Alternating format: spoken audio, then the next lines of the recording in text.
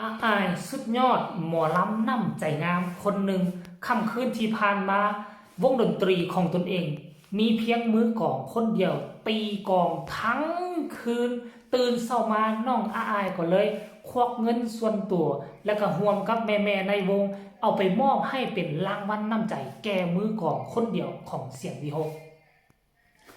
กราบทักทายสบายดี FC ทุกทาน FC ทุกคนเนาะมาพบมาพ่อกับค่อยเจ๋บ่าวลาวในคลิปนี้กับบ่เอิ้นว่ามาเศร้าท่านผู้ชมปัจจุบันนี้เกือบ10 โมงแล้วเพราะว่าเจ๋บ่าวลาวไปซอกหาข้อมูลข่าวสารเกี่ยวกับน้องฮักแพงน้องอุ๋งอิงแล้วก็น้องอายมันซอกบ่เห็นบ่มีข่าวสารใหม่ๆที่เคลื่อนไหว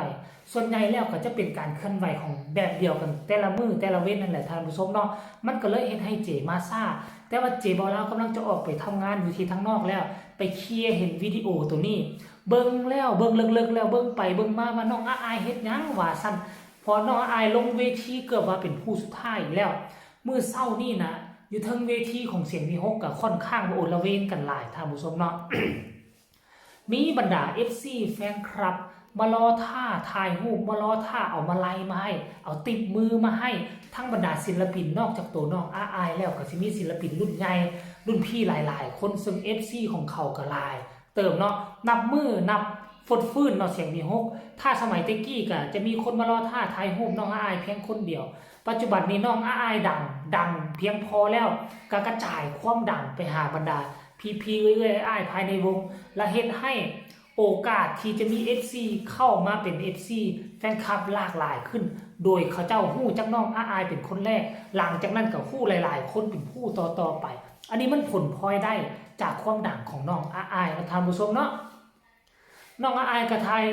รูปถ่ายหอยแล้วก็เอามาไล่เอาติดมือนำบรรดา FC พ่อแม่นำกันปกติแหละมื้อเช้านี้ก็ปกติคือกันกับทุกมื้อแต่ว่าสิ่งที่มันผิดปกติหน่อยนึงหลังจากที่น้องอายจะลงจากเวทีน้องก็ได้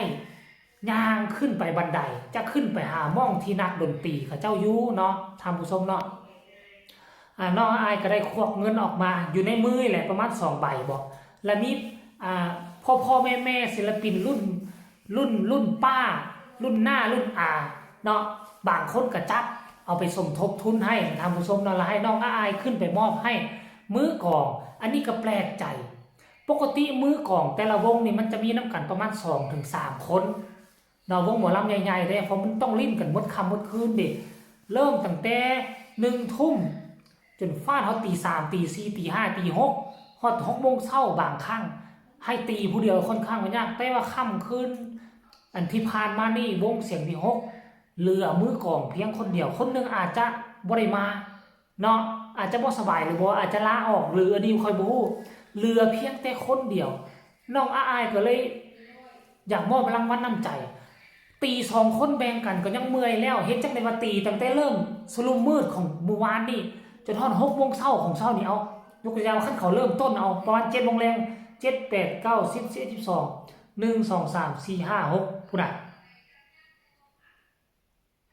14-15 ชั่วโมงแล้วตีผู้เดียวตีเอาง่ายๆว่าอาจจะบ่ตีฮอด14-15 ชั่วโมงดอกเนาะประมาณ10 ชั่วโมงแหละ10 ชั่วโมงกว่าๆที่เราตี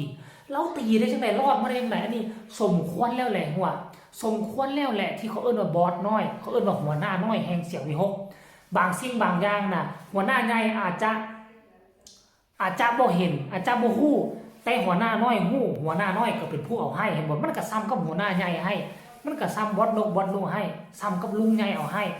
น้องอายเอาให้น่ะเพราะน้องอายก็เป็นผู้นึงแหละอนาคตของเสียงวิหกอนาคตผู้บริหารทีมงานผู้บริหารอนาคตหัวหน้าวงของเสียงวิหกก็คือน้องอายน้องก็ไปพยายามปรับเปลี่ยน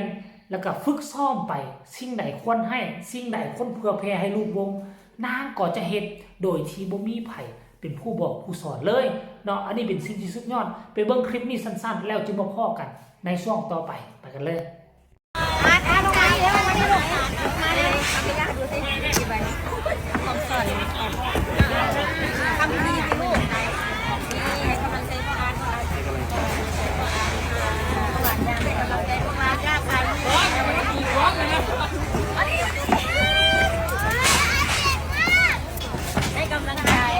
ครับกองคนเดียวพ่อมือกีตาร์เขาเล่น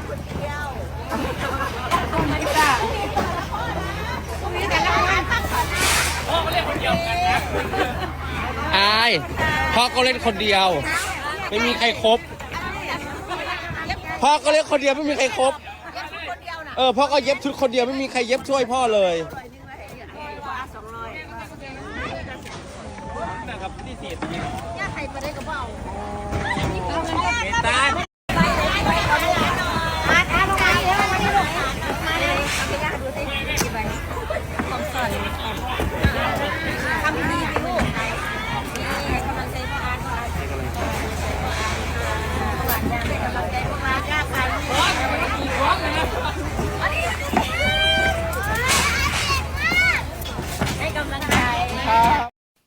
ทุกคนเห็นแล้วหรือยังเนาะหวังว่าทุกคนก็จะได้เห็นแล้วแหละอันนี้ว่าเป็นการสร้างภาพอันนี้ว่าเป็นการเตรียมกันว่าเป็นการนัดหมายกันเพราะน้องอายหู้ว่าเราเห็นเวียกนัดเราก็เอาให้เลยเราน่าจะได้ประมาณ3-400เนาะท่านผู้ชมน่าจะได้3-400นี่ก็ต่ำซื้อว่าก็สามารถซื้ออยู่ซื้อกินมื้อนึงแล้วได้ถ้าบ่กินเหล้าเมายาบ่กินฟู่ฟุ่มเฟือยหนาวยกตัวอย่าง300ตอนเช้านี่100ตอนสวย100ตอนแรง100ถ้าอยู่ประเทศลาวนี่เหลือเฟือ100ก็ถึงอยู่50-60 พันเนาะคันกินเฟือก็ได้ถ้วยนึงแล้วได้น้ำหวานอีกตุกนึงพร้อมได้น้ำอีก2ตุกพร้อมมันจะเพียงพออยู่เนาะคาบละมื้อนึงมื้อนึง100มื้อนึง100เนาะอันนี้แหละมันเป็นการลดค่าใช้จ่ายถ้าลูกน้องคนไหนตั้งอกตั้งใจเฮ็ดเวียกหัวหน้าก็ต้องสนับสนุนก็ต้องมีเงินคลิปเงินอย่างให้เนาะเงินกำลังอกกำลังใจเขาเอิ้นว่าจังซั่นแหละเนาะท่านผู้ชมเนาะแล้วมื้อนี้เนาะน้องอายจะได้ไปแสดงอยู่ไสเนาะท่านผู้ชมผู้ใดฮู้บอกเจบ่ลาวแดเนาะมื้อวานนี้น้องอายก็คิดว่าสิบ่อยู่ฮอดเต้ยลาได้เพราะว่าไปลิ้นเกือบหมดมื้อเลยพอเพิ่นกับย่านุพาไปลิ้นโอ้ไปอาบน้ำอาบในอยู่ที่บึงแห่งหนึ่งบ่เขาเอิ้นว่าทะเลอีสานบ่ท่านผู้ชมแล้วก็ไปขี่บานาน่าโบ๊ทผู้หญิงคนเดียวอายุซ้ำนี่โอ้ยเนาะก็สร้างว่ากล้าขี่น้ำผู้ชายเขา3-4คนจักสิร้อยน้ำเป็นบ่อายก็ได้เนาะแต่ว่าก็บ่เป็นหยังก็มีอ้ายๆเอื้อยๆภายในวงอยู่ในหันดูแลรักษายุงบ่ให้ไตไรบ่ให้ตอมนางเอกดังคนเดียวโตสู้วงคนเดียวที่จะสามารถเอาไปสู้กับวงอื่นได้ถ้าเลือกเอาผู้อื่นไปก็สู้วงอื่นบ่ได้แต่ถ้าเอาน้องอ้ายไปนี่พอฟัดพอเวียงกับบรรดาศิลปินในวงอื่นได้อยู่เนาะเอาคลิปนี้กับบ่มีหยังเว้าหลายท่านผู้ชมเอาเรื่องราวการเคลื่อนไหวเรื่องราวดีๆการแบ่งน้ำจิตน้ำใจของน้องอ้ายให้กับทีมงานภายในวงเดียวกันเนาะฝากทุกคนกดไลค์กดแชร์กดติดตามเพื่อจะพลาดในคลิปต่อไปที่สำคัญจะกดข้ามโฆษณาพบกันใหม่ในคลิปหน้าสำหรับคลิปนี้ขอกล่าวคำว่าสบายดี